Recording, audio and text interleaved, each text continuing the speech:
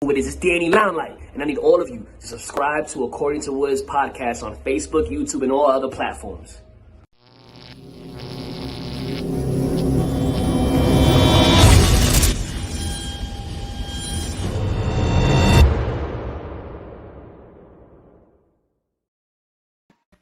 What's good, party people? This is According to Woods, and I have the honor and privilege of talking to, I wouldn't say she's a colleague because I would have to work so far and so hard to get to the echelon of one Nicole Bosco, but I am trying day in and day out to do so. But she is the incomparable, the amazing Nicole Bosco. Nicole, what's going on? Oh, not much. Thank you so much for that. It's true. I mean, do you not work for FanSided? Do you not work for MMA, My MMA News? That, literally expounds and breaks the amazing world of MMA for everybody at large. Is that not you? No, yes, that's me. And I'm so happy to be able to write for all these great outlets. You know, I feel just lucky to do it. Absolutely. And I got to say, in addition to the amazing, amazing stuff that you do in the MMA sphere, you're one of my favorite YouTube vloggers there is. Your box of random stuff from the UFC website is probably one of my favorite deals. I'm like, this Ronda shirt, this kind of GSP looking thing. Yeah. It's incredible. Yeah, that was just like something funny that I just like wanted to do.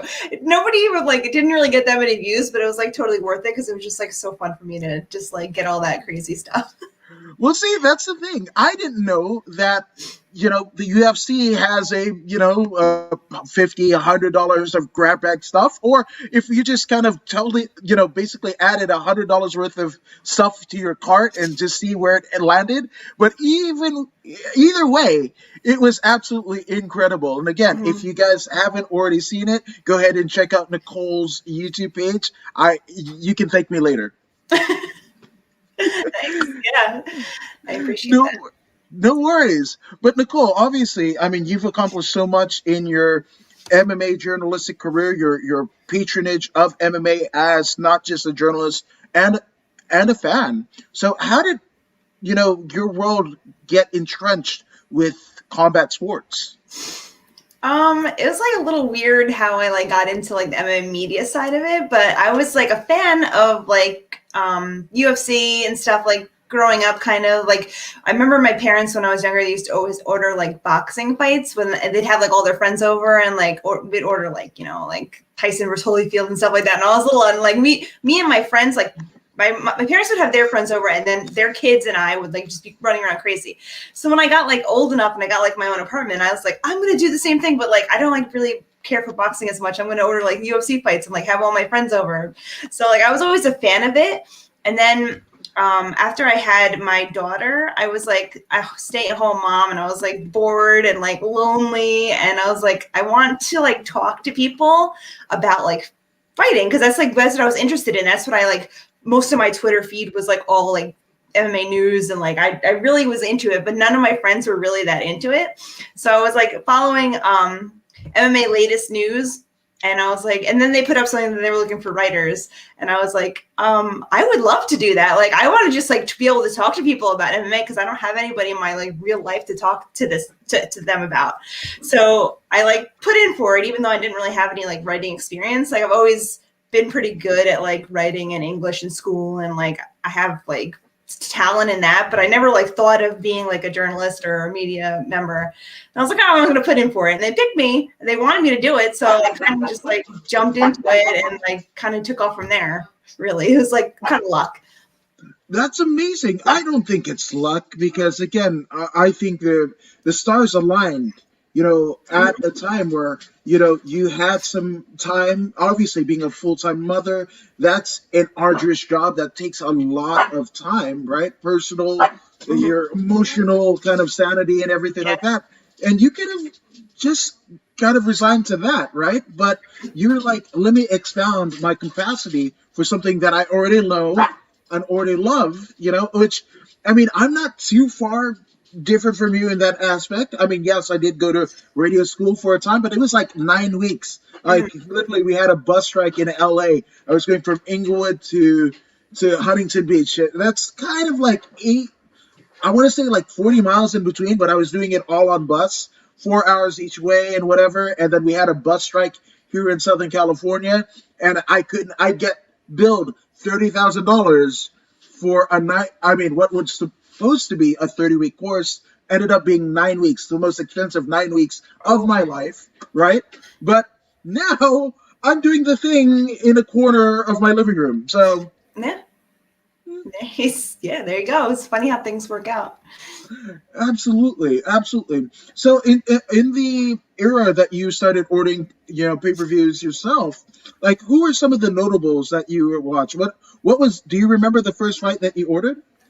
I don't remember exactly. I remember like in the early days I ordered I can't even remember like what number it was like Ken Shamrock was fighting, and it was like one of the fights that ended like really quickly, like, and everybody was mad at me.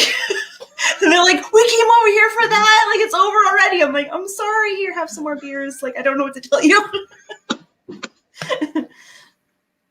Beer should always, that should always solve any kind of quarrel that happens. Like, fuck it, there's beer. Obviously this is pre-COVID, right? But there's a lot of people, and I know I'm not the only one, where you went to, a Super Bowl party because maybe your team didn't make it, they were no longer in the hunt. Maybe you don't give a damn about, football, but hey, free booze, free food, and maybe your significant other's, boss is throwing a party and they want to, kind of move up the corporate ladder, and you're just kind of there and you're like, oh, well, there's free booze, free drink. Yeah. Let's do it. I can relate to that because I'm a Jets fan and they're never in the Super Bowl ever in my whole life. So yeah, my team is never in it. Yeah, I'm a Niner fan, and I'm a Niner fan. It's been tough.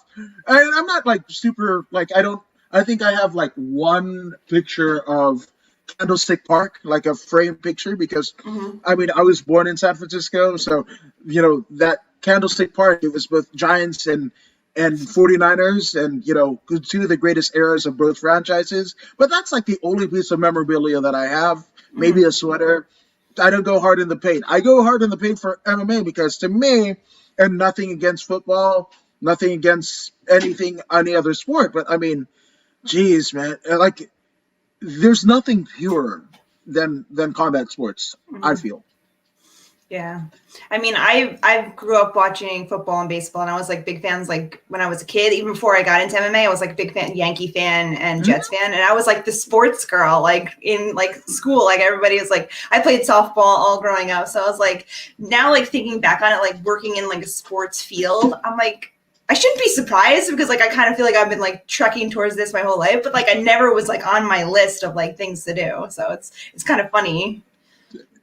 But again, the stars aligning. That's it, and especially what I absolutely love about your story is, especially at a time where people are trying to have to take stock and reconfigure their lives over the last year. There's at times there are not a lot of opportunities that presented itself that were present pre-March of 2020, right? And people are trying to figure out, like, well, if there's no opportunity, well, I'm going to create the opportunity myself, right? And that's something that you had a jump on, like, a while ago. And I love that entrepreneurial, that self-starting spirit. That's amazing. Yeah, especially like with the like video interviews now, like it's like the only thing you can do. You can't really talk to anybody in person. Like, so being able to do video interviews, like getting into that kind of beforehand, it really helped to be able to do it now, because like I had this whole plan. I was like, I'm going to go and do more face-to-face interviews because nobody really does too many face-to-face interviews. And it's like, I guess I can't now. No, 100%. And Alex Ramirez giving us a little bit of clarity. He thinks it's Tito versus Ken. That's possible, yeah. Yeah, Spike so. TV Part 2. Oh, and then he's like, "What? Oh, wait, that was free." So yeah, I thought it was a pay-per-view, but I could be wrong.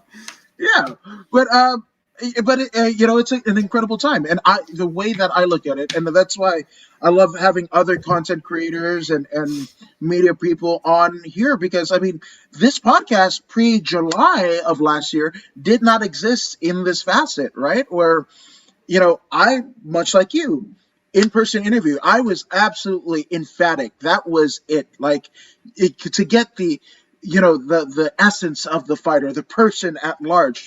You go to their gym, you go Mhm. to a place where it's neutral. Sometimes with all of the glitz and glamour, as big shows like LFA, Bellator, UFC, and everything like that, you get like snippets of who they are, right? And that's all you only have 30 seconds because Mhm. 80 other media people want that same interview with that same person, right? So I was absolutely emphatic, like no non-in-person interviews, right? And then Mhm. this happened, and I was fortunate enough to be on a couple of my friends' podcasts. Shout out to MMA Storytime with Dave Madden. Shout out to the Keyboard Warriors MMA. But I was on their podcast, and after 4.5 years of just kind of trudging away at local shows here in California, you know, they were like, "Hey, talk about some of your experiences." And then they were like, "You did so great. You ever thought about doing a podcast?" And they basically, and I am absolutely like, free with the information. Like, you should use StreamYard. And I was like, I don't know. And I researched it Mhm. one day, paid the $25, and I was off to the races. And now we're at north of 300 episodes. Nice. Yeah, Yeah. Yeah. you know. But so I mean, I love the fact that you were able to kind of convey your love for something that you were absolutely passionate about, and you made it work for you. I mean, you are a part of some of the most notable, news agencies in Mhm. all of MMA. Yeah, I mean, really, just this past year, maybe 2 years, I've like kind of like jumped up into like the next level in my own right. I don't know, like compared to others, but like when I first started, it was for sure like a hobby. Like I wasn't even getting paid. It was like whatever. And now I'm making, I would say full time, even though technically I'm not like the breadwinner in my house. Like I'm still a stay-at-home mom. But like for me, I'm making more than I was, working at. I used to work at a special education preschool, like subbing. That's where I worked there until I had my kids, and then after I had my kids, I would like sub. So like this way, I'm able to like kind of. I'm not doing that anymore because I can't be in the school anyway because of what's going on. But now it's like I'm doing this instead, and I like love it because I get to do what I love. I'm home too at the same time. It like works around my schedule. I'm like so happy. I'm like kind of feel like I'm bragging about myself, but I'm like so happy that this like worked out this way, and I'm able to be home and I'm able to do these things. I was going to events before, like when we actually could, and that was like I was like, oh yeah, I get to go to all these events, and then it's like. Not so fast, but hopefully that'll get back to that, eventually. So, Absolutely. But again, the fact that you have been able to carve out not just a niche, but a secondary career because, especially working with special education, right? The mhm. amount of patience, the amount of education that you have to go through to get there, they're both the amount of emotional empathy that you would have to have as a person. I mean, you already were having a lot of success in that, right? Yeah. You have to have staying power. But this one, obviously, in addition to being a full-time mom and what have you, it's like it it's a little less stressful, is what I'm saying. Yeah, definitely. It fits too with the lifestyle right now, so that's a plus. Absolutely. Now, Alex wants to know, and I love this because this is a topic of conversation a lot of times. He says, "Hey, Nicole, on the top of your mind, what three fighters stick out to you since in the following of the sport? Who is your own personal greatest of all time or GOAT?" Definitely George St. Pierre. I First of all, I love him. Second of all, I just honestly think he is. I remember I was going to write an article and never like came out, but I like did all this research of like I like kind of like rated fighters' opponents. I gave them like a point system, like a champion in the UFC was a certain amount of points, a champion in another organization was a certain amount of points, like any kind of credentials. I don't know. I like ordered it like in a point system. And GSP's opponents were the toughest of anyone else. I think I did Anderson Silva, maybe John Jones and Demetrius Johnson, and George St. Pierre. And George St. Pierre's like road to the top was like the toughest in my point system. I had to look for like my notes and like put that out eventually. But yeah, so he like had the hardest time. I think he maybe wasn't the flashiest, but I honestly think he was the best of all time, greatest of all time. Which, I mean, as a part of the aforementioned unboxing video that you did, you got a mini GSP. Yeah. So what, like, I mean, that was kind of cool, was it? Or did you know that you were getting I didn't it? know what was coming in the box. I let a friend of mine. I was like, just put like $100 or whatever, like worth of like the weirdest stuff you could find on the UFC like thing. And I was like happy to get it. I actually returned most of it because I was like, I'm not gonna wear this stuff, but it was fun to like open it. But I was like, little George St. Pierre. I was like, I'm gonna keep him. Why not? Why not? Yeah, it's cute, right? It's cute. Now, and I love how you did it with the point system and what have you, because, well, I kind of hate on the guy a little bit. I was a big advocate for the person that I'm about to say because he had come from other avenues and had success in a bit of success in all forms, right? But Brendan Schaub, I was kind of not a Schaub guy, but I was just like, that is the archetype for fighters, especially when Dana White is telling you, hey, this is not a career. This is an opportunity. This is a guy that made the most of his opportunity. He was in the NCAA, played football, I think played a season in the NFL, went on the Ultimate Fighter, at one time was a top heavyweight in the UFC, arguably one of the scariest divisions of all of combat sports, right? And then that famous interview or the podcast with Rogan, where Rogan kind of has that come to Jesus moment and goes like, bro, you're not an elite fighter. And then goes into comedy and podcasting and is making way more, like eons more than he did in any of the things that I mentioned. But I kind of like when he kind of Takeshi 6ix9ine, if you will, the good old crack streams.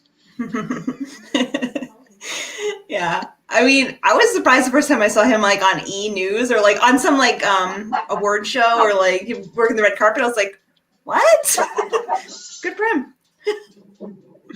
Yeah, but when he snitched on crack streams, I was just like, it's kind of messed up.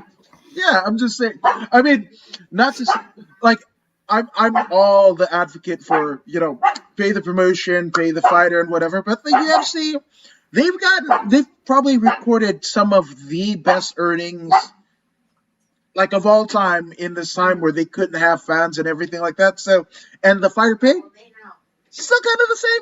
Mm-hmm. So I'm just saying, crack streams, I love you, Mario Yamasaki's.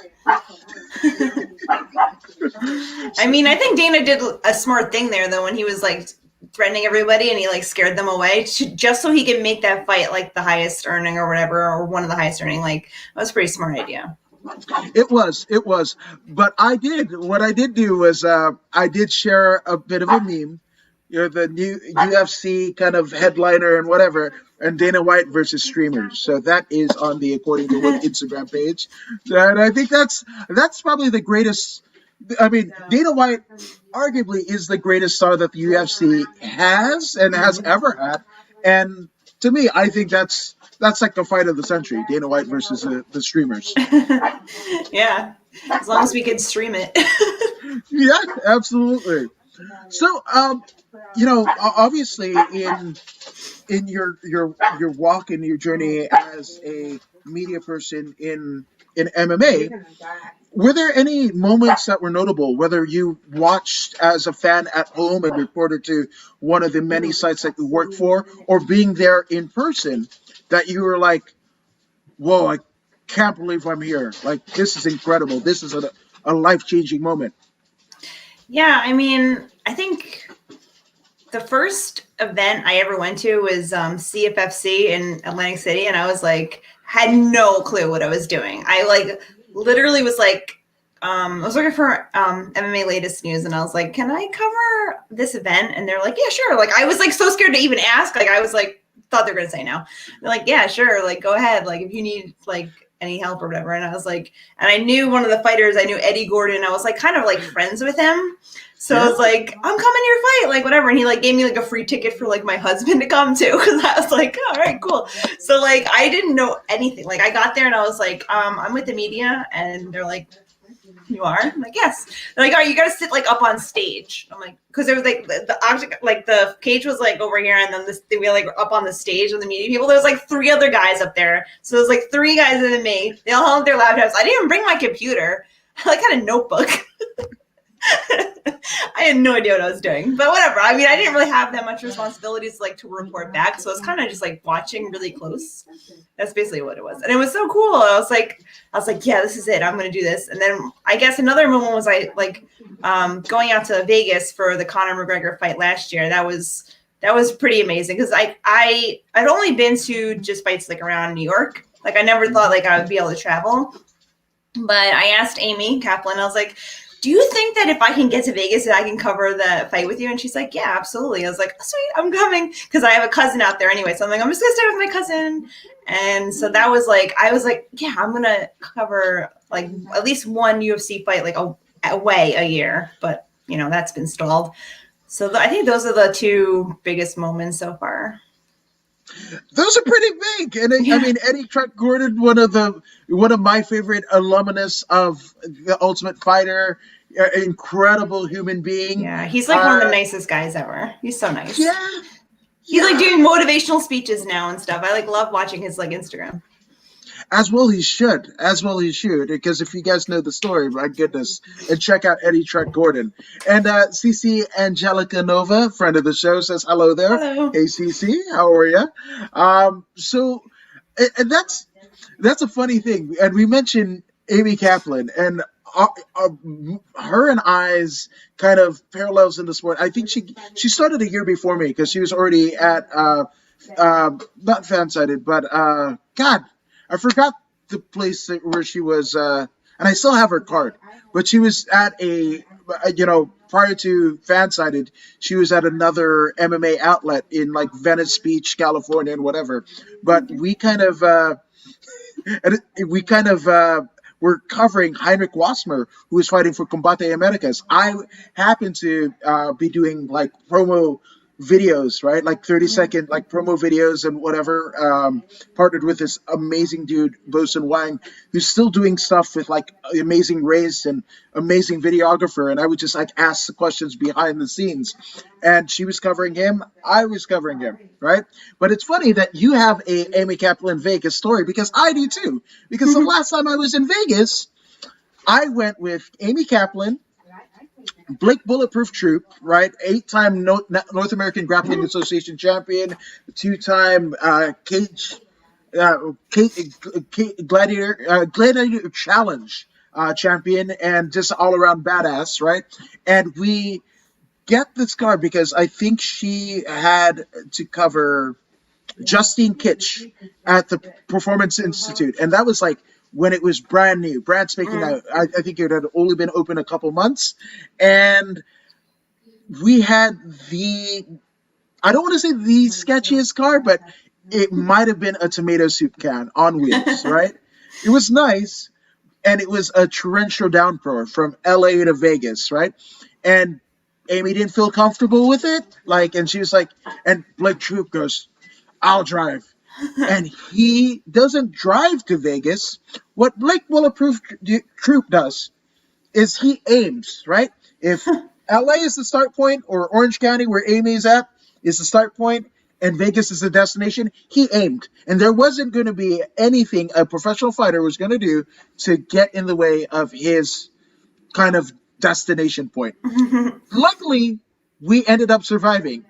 24 hours later, after we had dropped Amy Kaplan off, Troop is dropping me back home, and then we get literally T-boned on the way home. Oh. So we survived getting to Vegas and what have you, in a torrential. I mean, it was like the rain was beating on the car, and he's going about, alternating between 80, 20, 100 in a Honda CRV or whatever. But we made it.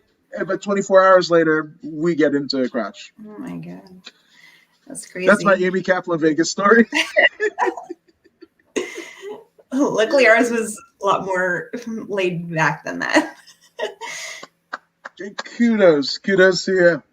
So, obviously, that was the Conor Cowboy card, right? Yes. Yep. So what was that like? I mean, obviously we've heard, we've seen it on TV. Conor McGregor a fight, especially after he won, both of the titles, the respective titles that he won.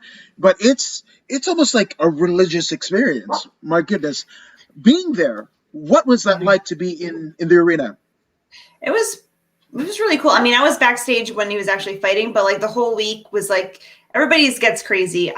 I went to a couple of his like press stuff in New York for like UFC 205 or like whenever he was in like New York, and the people would be crazy. They'd be like chanting, and it was wild. But like I think this time in Vegas was like a little more subdued. Like he himself was a little more relaxed. Like he wasn't his crazy self, and like I don't know, it was like kind of awesome to be there. In the press conference afterwards, I was like sitting.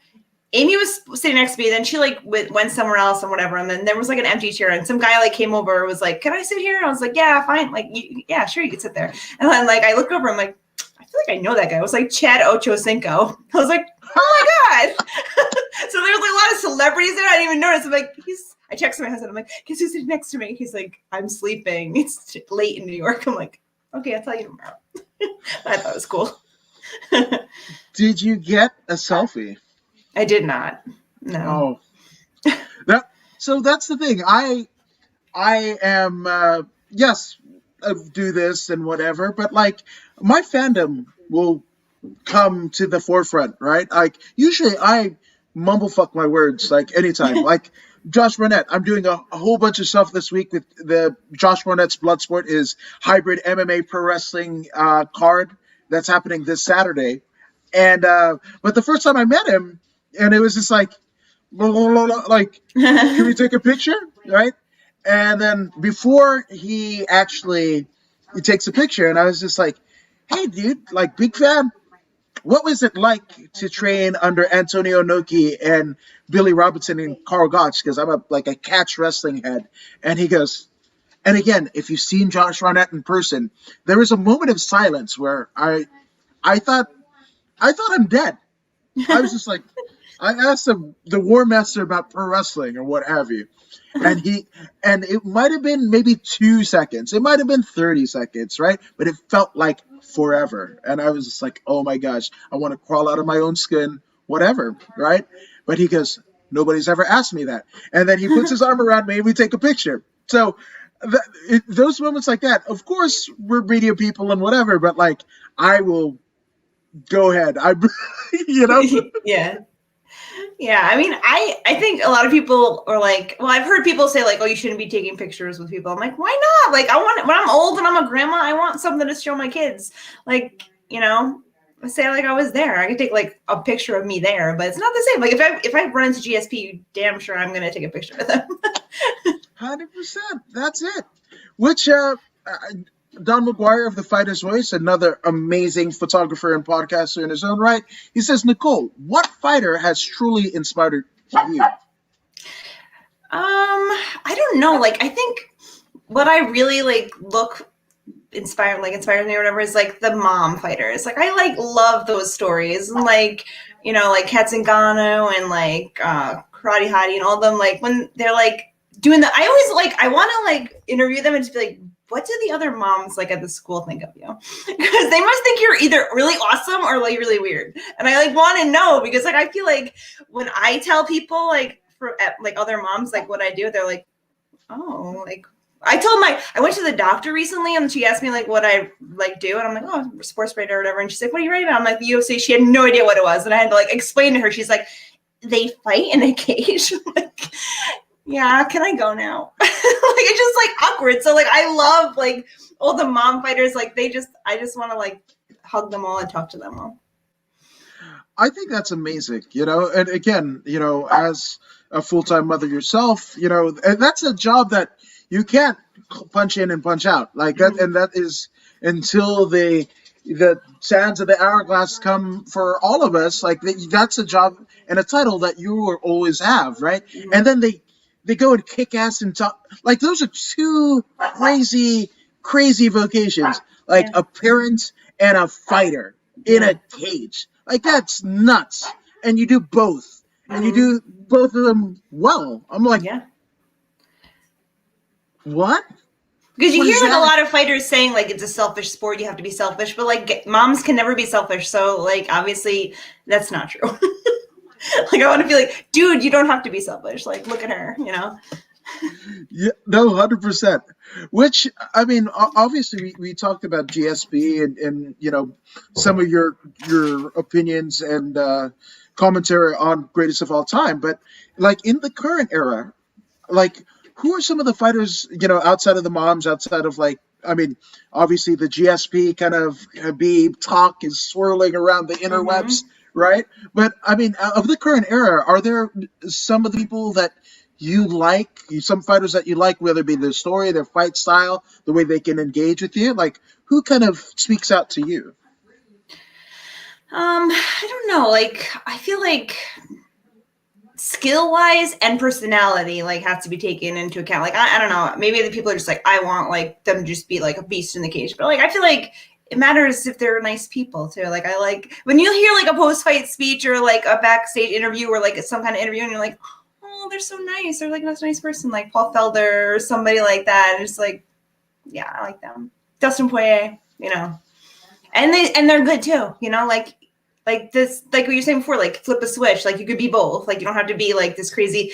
And then like with Conor McGregor making everything like a big ordeal, a big show. Like I like the people that don't feel like they need to do that. Like some people are trying a little too hard.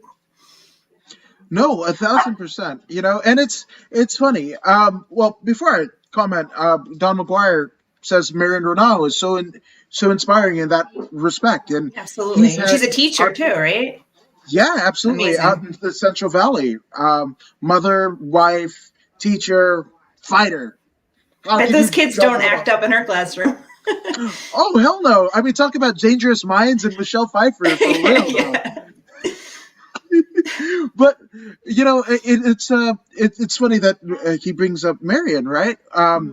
Because especially in a time post Conor McGregor, right? And post dalliances of Brock Lesnar and Ronda Rousey. Heck, Shayna Baszler has a WWE contract, right? And most people were kind of like thumb their nose at this, and they feel like they have to be Conor McGregor-esque or Ali-esque. And again, Conor McGregor is doing Ric Flair for another generation, right? Ali was basically a fan of Gorgeous George and Classy Freddie Blassie when he was growing up in Louisville, right?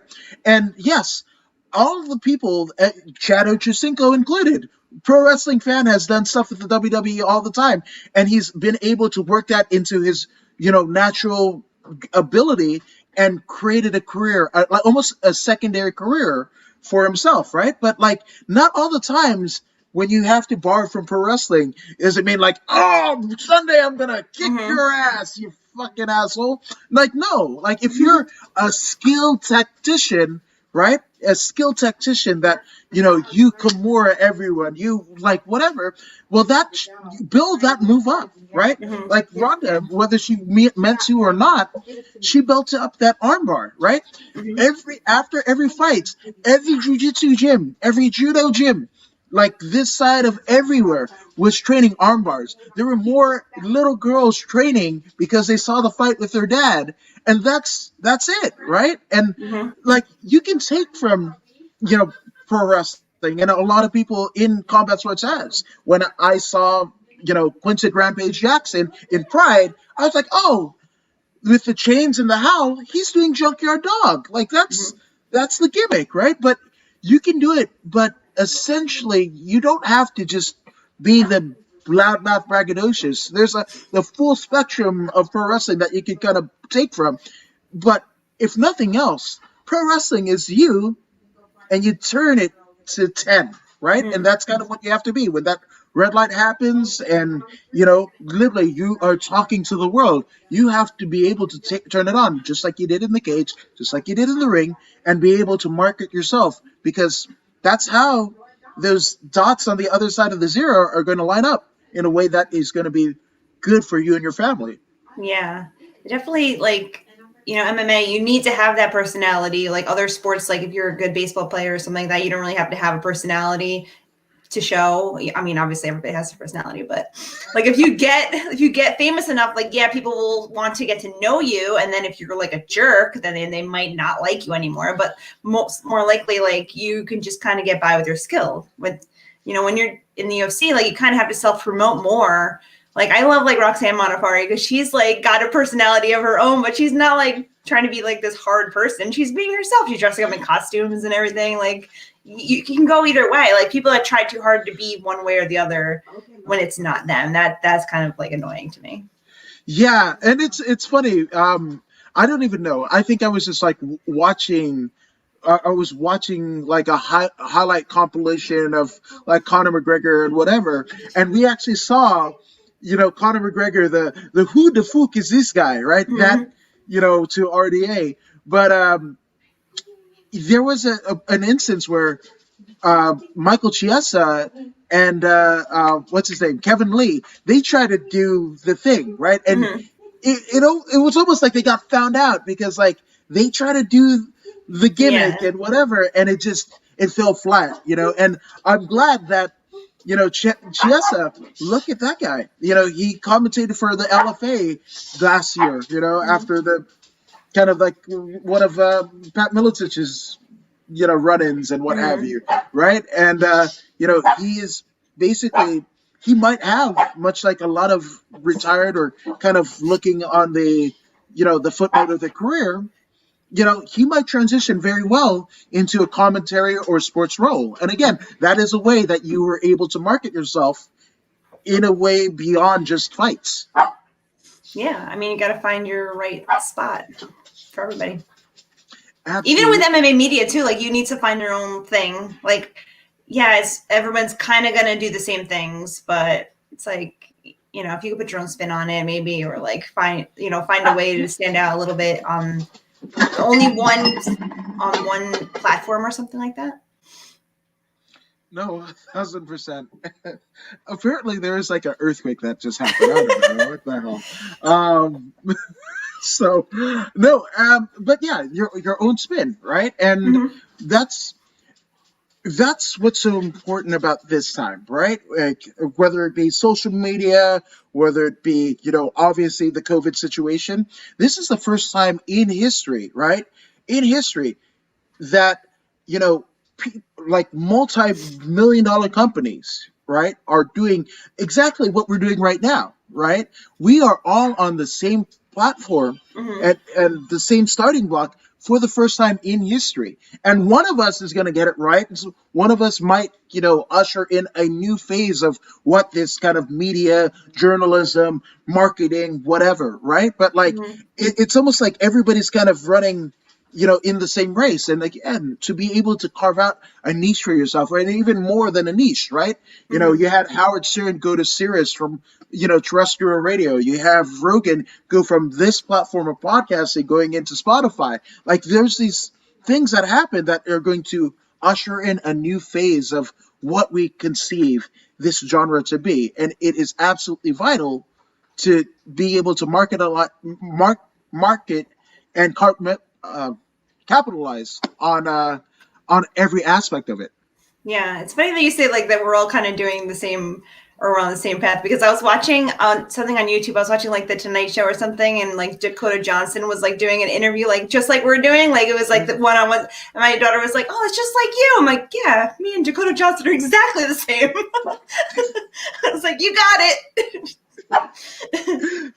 That's a win, because I mean, when your daughter's doing the virtual Zoom day, you know, of what does your mom do? What does your dad do? Well, my mom, Dakota Johnson, same deal. Yeah, exactly. She's on TV. Like, yeah, just upload my videos up on the TV. Be like, yeah, there I am. I'm super. Yeah, and again, that's the thing. I was like, oh, I'm not on your TV? Well, why don't you subscribe to my channel? Why don't you have a smart TV, right? Yeah, exactly. Now, I gotta ask. You don't have to name names, right? But had you have a weird interaction with whether, you know, just in the scope of like this journey through MMA media? Sometimes it's other media people. Sometimes it's the subjects that you're interviewing. Have you had like a weird kind of interaction? Mm, no, I don't think so. Like everything's been. I mean, I've had people that are kind of like jerks that I've spoken to or like worked for or whatever. But and then there's other people that like are just trying to be shady, and I just try and like disregard them or like take myself out of the equation. So I'm like a person that's like avoids drama. If I get like a DM or something, or somebody tries to like talk back at me at Twitter, I don't even answer them. I'm like, oh, that's people have commented mean stuff on my YouTube, but I just delete it. I'm like, whatever. So no, not really. I kind of if you don't let it get to you, then they kind of stop. That's it. No, and kudos to you for that, just being able to sidestep all of that garbage. Yeah, I like see people like really like going hard back at like people that are coming at them. It's like, you don't want that in your life. Don't even bother. Like I would never judge anybody. Like if you're being mean to me, like maybe I don't know what's your problem, but maybe if something I'm not going to give you the fuel to like add to your misery. Like I'd rather you just be happy. Maybe if I don't answer you back, maybe you'll flip the switch and something good will happen to you tomorrow, and you won't be so cranky anymore. But if I keep going back at you and back at you, then you're going to continue in your cranky way, and you're going to bring me down, and I don't want to be cranky. So that's the way I look at it. No, shout out. I agree. That's absolutely amazing. It's just like you only have so much bandwidth of what you can consume, right? And what you can engage with your time, right? And why engage? And theoretically speaking, they win, right? Like they get under your skin and you respond back. Like that's like goading them into a fight. That's it. Yeah. I mean, it might make them happy if I like come back at them, but you know what? Like, first of all, I want you to be happy, but not in that way. Like if I don't clap back at you, maybe you'll like, go outside and go for a walk instead. Like, imagine that. Yeah. Man, I'm in California. It's been like months since I last walked outside. It's weird here. It's just weird. It's like there's like 3 feet of snow outside my house right now. So I wish I could walk outside. Although I did go snowboarding this weekend, so I can't complain. Right on. And Little Visa 48, friend of the show, what's up? Looking great. Keep up the great work. You too, good sir, and you'll be fighting on Pisces Fight Night in a few short weeks, so good luck to you in your endeavors, sir. And our good friend, Thomas Albano, says that's the way to go. Just sidestep. Yeah, exactly. So, are there any fights on the horizon that you are amped for? Obviously, we heard the rumor mill of Habib and GSP.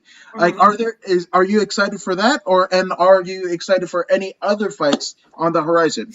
I am excited for that if it does happen. I'm not so sure that it's going to happen, but if it does, of course I'll be excited. Like, that's a fight I definitely want to see. I'm excited for like pretty much all the like title fights that are coming up because there's so many. I really want to see Stipe versus Francis Ngannou again. That one is like makes me nervous. You know what I'm saying? Like, well, you beat him once. Like, can he get it again? Or is like his knockout power is so scary? It's like legit makes me like sweat thinking about it. That's probably the biggest one that I'm looking forward to, and I really hope that it happens because I don't want to jinx things. I feel like I always jinx fights. So. I don't know. I literally have a kind of pass for UFC 209, and that one of the co-main events. I mean, the co-main event was supposed to be Tony Ferguson Habib, right? So jinxing. I don't know. Like I almost feel like regardless of how it goes, like it's gonna happen. And the fight gods will either condone it or not. So that's it. But I mean that is scary. Let's just say like if I jinxed it and one of them accidentally like something happens and they get sick or something, I have to back out. Like John Jones will jump in. That's what I'll say. Like, oh, that'll like fix it. Okay, so I'm glad that you mentioned John Jones because obviously he's moving up to heavyweight, and I think the dark horse, right? And I'm not particularly a fan of. He just doesn't strike me as like a dude that I'd hang out with. But Israel Adesanya, right? I mean, he's basically fighting for John Jones's light heavyweight title, right? He's already the Mhm. middleweight champion. Um, he could get another belt, right? And before the end of the year, potentially, we could actually have a John Jones versus Izzy fight at heavyweight, presumably for the UFC heavyweight title. Like, that is a real thing. What Yeah. would you think of that if it happened? I think that'd be interesting. I don't know about Adesanya going all the way up to heavyweight. I feel like that's not a good idea. But if John Jones wanted just if he wins the light heavyweight title and John Jones is like, oh wait, that's mine, I'm gonna come back for that, then I would be down for that for sure at light heavyweight. I kind of want to see I like the way that Bellator did it. Like, everybody just eat all the hamburgers that there was like, what is it? Rampage Jackson, Bader, Fedor. It's like, everybody just fight heavyweight. Let's just do that. Yeah. And we'll do it on Native Casino, so you can have all of the supplements that you want or whatever, and we'll just figure it out. And Yeah. that's it. So in my mind, right, like, that's the way to do it. And theoretically speaking, if Israel Adesanya is able to, not only maintain the gold that he currently has, claim light heavyweight gold with Jan Blachowicz, right, and then goes up to heavyweight, do you think the first person to actually claim 3 titles in 3 different divisions, do you think that would kind of move Izzy a couple notches up in the greatest of all time list? Yeah, I mean, I guess if he got 3 titles, you would have to put him in that conversation. But like, what if he only gets 3 and then like he doesn't ever fight again or something like that? Like, then no, like his career would have to keep moving in the right direction, and like have to build up some sort of more of a resume for that. And I'm not a big fan of holding multiple titles. I feel like you're being greedy. Like if you go up or you go down and you get another title, you'd have to give the other one up. Like, I hate the like keeping all the titles and all that. It annoys me. Now, here's the thing. You know what brought me into the world of MMA? What? Watching Dan Severn come to WWF in like 96, 97, and he had like 3 non-WWF belts, and 2 of them were UFC titles. So I want people to win everything. Like, I want I don't know, Chris Cyborg to come back and do the Amanda Nunes and have it for the Bellator or whatever. Like, I'm a fan of like maybe the Conquistador, right? Like, just goes everywhere and just gets all of the gold everywhere. So I'm with it. I'm totally with it. I wouldn't mind them adding more like weird titles, like the BMF title, like something else. Like, I don't even know what it would be, like hungriest fighter, or like nicest fighter, like most smiley. I don't know. It's like a yearbook, right? Like best looking, funniest. I don't know. I think that'd be more stuff to fight for. Which I gotta ask. Okay, let's go down that rabbit hole. What if Nicole Bosco could create a sanctioned UFC title? What would it be, and what would be the conditions to fight for such title? Oh, I don't know. I don't know. I have to think about it. I mean, you did the BMFs, maybe like the nicest, or the funniest, or like best personality. Something like that. I mean, I don't know how you'd like prove it. I guess you just have to like pick somebody. Well, I mean, you almost stop short of having a Mr. and Mrs. Congeniality title of the UFC. Best couple, like whatever. Dude, Amanda Nunes and her wife. To me, I think they win. They'd have to like fight another couple or something. Both at the same time. That'd be pretty interesting. Like those Russian fights with the 6 people in one ring at the same time? Exactly. Oh, can you replace Mick Maynard? Like, I love this idea. Can you just book the UFC?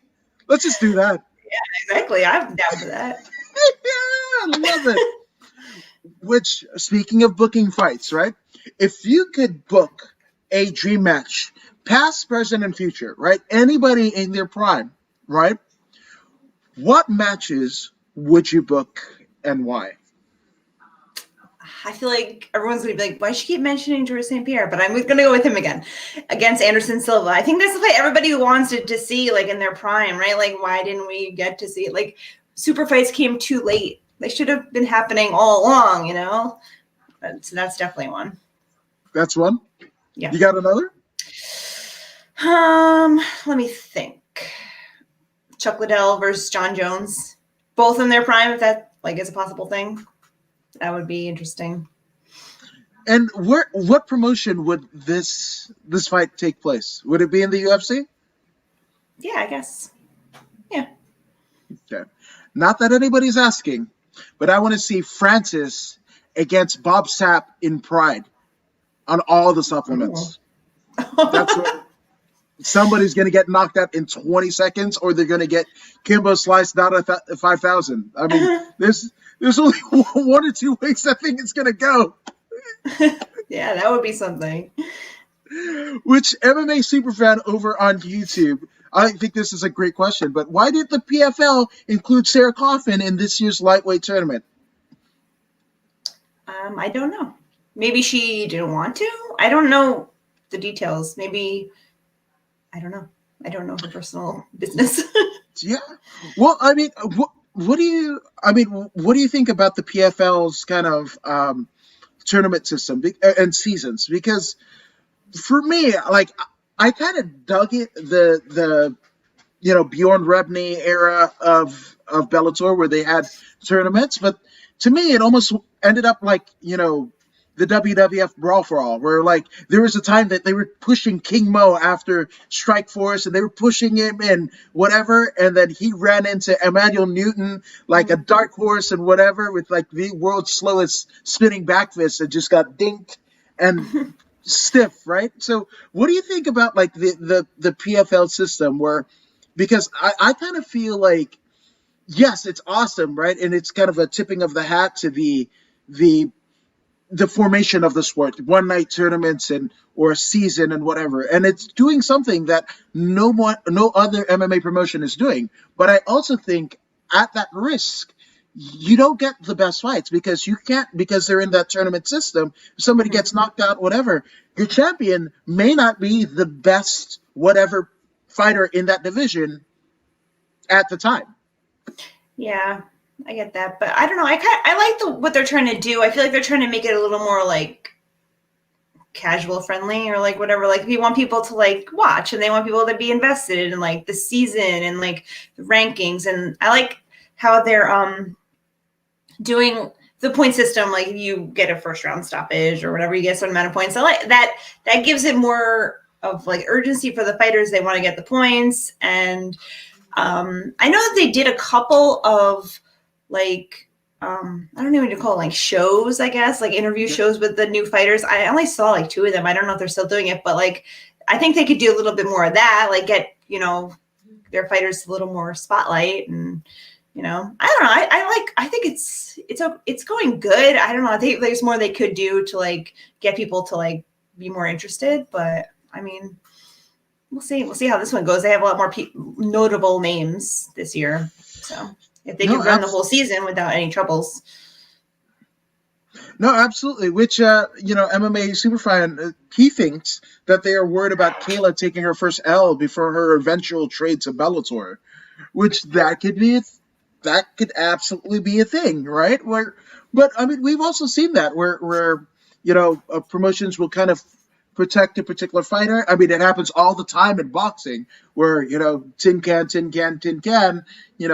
get some steam. And if he can do a possible trade, heck, who's to say that Chris Cyborg, again, this is me, everybody collecting all the titles, right? They trade Kayla Harrison for Chris Cyborg, and Cyborg finishes her career as not only a UFC champion, not just a Strikeforce champion, not just an Invicta champion, not just a Bellator champion, but also a PFL champion, and then rides off into the sunset.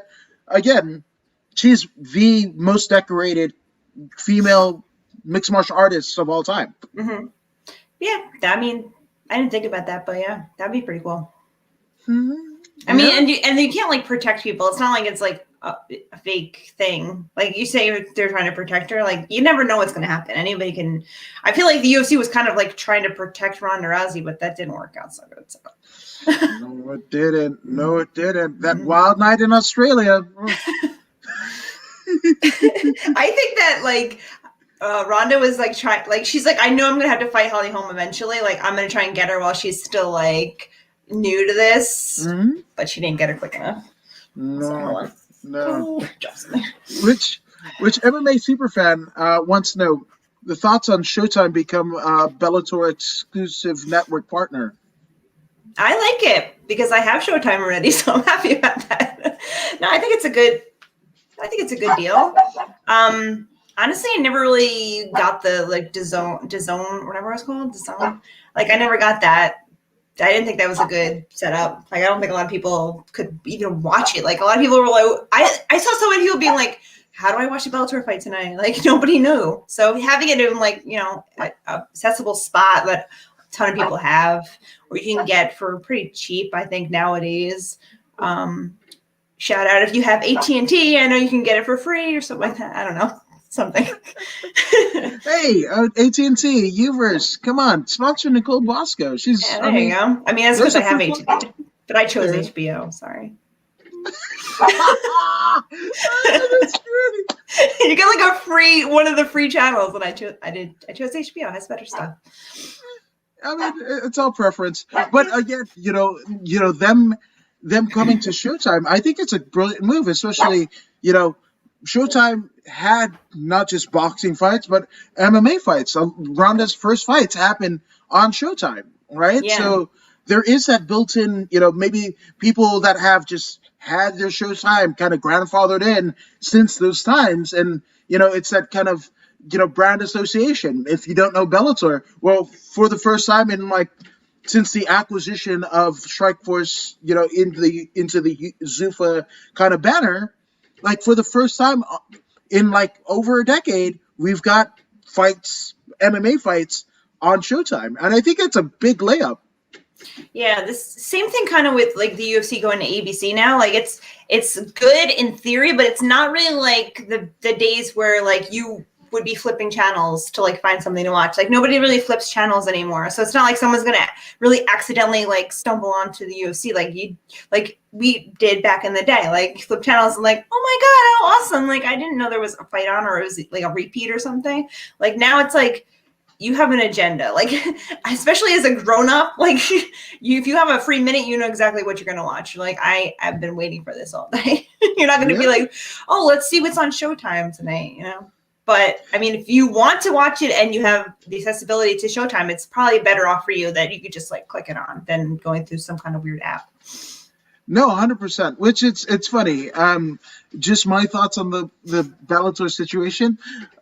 Here's the thing: after Bjorn Rebney kind of bumblefucked the whole thing up and pissed off a lot of fighters and blah blah blah, but Viacom essentially purchased Bellator, right? That's why we had Bellator on at the time. It was Spike TV. Now it's the Paramount Network. And before the whole Harvey Weinstein deal, that was the thing where, you know, the Spike TV was becoming the Paramount Network, exclusive movies and all this stuff. Like, actually, one of the last times I saw Amy Kaplan was at the Bellator, the Cyborg versus Julia Budd fight, and we actually had the press like junket at the Paramount lot, right? So to me, it's just like it's a form of quietly rebranding because they don't want you know, the MMA in this kind of like artistic Paramount blah blah blah, and especially as they're getting into the streaming service. So it's a nice quiet way to kind of pivot and then just put it on one of their other channels. Mm-hmm. Yeah, and it may be good for Showtime too to like compete with like HBO, and they have HBO Max now that's getting all these movies. Nothing could be in the theater anymore. Everything's going straight to that, so could be good for them too. Hell yes, it's so good. But speaking of good, there has been a litany of people, both professionally and personally, that have helped you get to where you are now. So, Nicole, take as long as you like. Let's get some shout-outs out of the way. Oh boy, I hate this because I always feel like I'm going to forget somebody, but like I don't know, everybody that I like write with on all the different platforms. Like I know I'm editor over at All Access, and all those guys that are writing over there are doing a great job, and they like keep me busy with editing stuff. And everybody at FanSided, Amy, Jose Young, who was the editor before that, he taught me a lot. I don't know, everybody that's on Twitter that like everyone has had me on their podcast before. Like, I don't know, everybody who's like subscribed to my stuff or even read it. I'm just happy for everybody. Like everyone has helped me out. I appreciate you all. Oh, Nicole, you're doing the good work. We appreciate you for everything that you've done for, not just as somebody in the MMA media, but literally a self-starter. Oh, and Eric Cowell, sorry. He's from my MMA News. I had to put him in there. So he's been awesome. Everybody at my MMA News too, like everybody. Sorry. Eric is a good brother. That dude is amazing. Which I gotta ask before we go. You have essentially, got really entrenched with a second career, and it's something that you did by your own volition, right? Your fandom led to, landing roles and whatever, and now you are one of my favorite media personalities there are, right? So as a lot of people are trying to figure out and struggle to reconfigure what their life means in this kind of new world, what advice would you give to them in terms of kind of starting off a new venture? I would say just keep doing what you want to do. Like, there's been so many times that I'm like, nobody's reading my stuff. Like, like on certain websites that I've written for, you can like see how many people clicked on it, and you're like, not that many people click on it. But like people know you, like they get to know you. Like I just recently started writing like about surfing too, because I'm like really into surfing. And like I was like, how do these people even know about me? How did they find me? I like get so many like press releases. I'm like talking to some of the biggest surfers there are. And I'm like, how did I fall into this? Like my advice is like people are noticing you, even if you don't think they are, like they are. And if you're a genuine person, they're gonna like you. So and if, as long as you're nice, don't fight with people on social media. Like just be a nice person, and then things will happen for you. Maybe not as quickly as you want, but you have to be realistic. Especially in MMA media, there's a lot of us, and like you have to be realistic with your goals too. Like you can't just be like, I want to be Errol Hawani, because that's not going to happen for most people. Like be realistic and just keep doing what you want. Be happy about it and try, Do what you want and don't worry, be happy. Yeah. That's fucking great. Why not?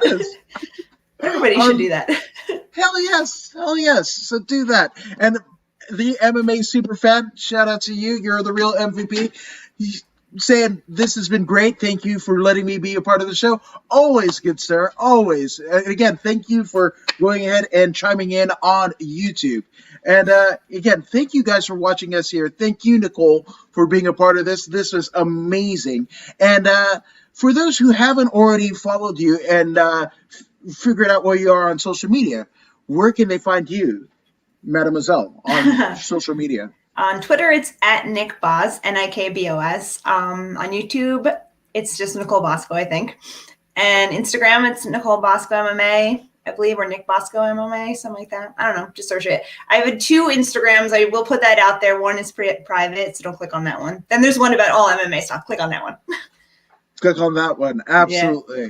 And while you're in the mood of clicking, right, and this goes out to you, the MMA superfan, if you haven't already done so, go ahead and like, share, and subscribe to the According to Woods podcast on Facebook, YouTube, and Twitch, where you guys are viewing this right now. I'll be glad you did. I mean, if you're clicking, do that.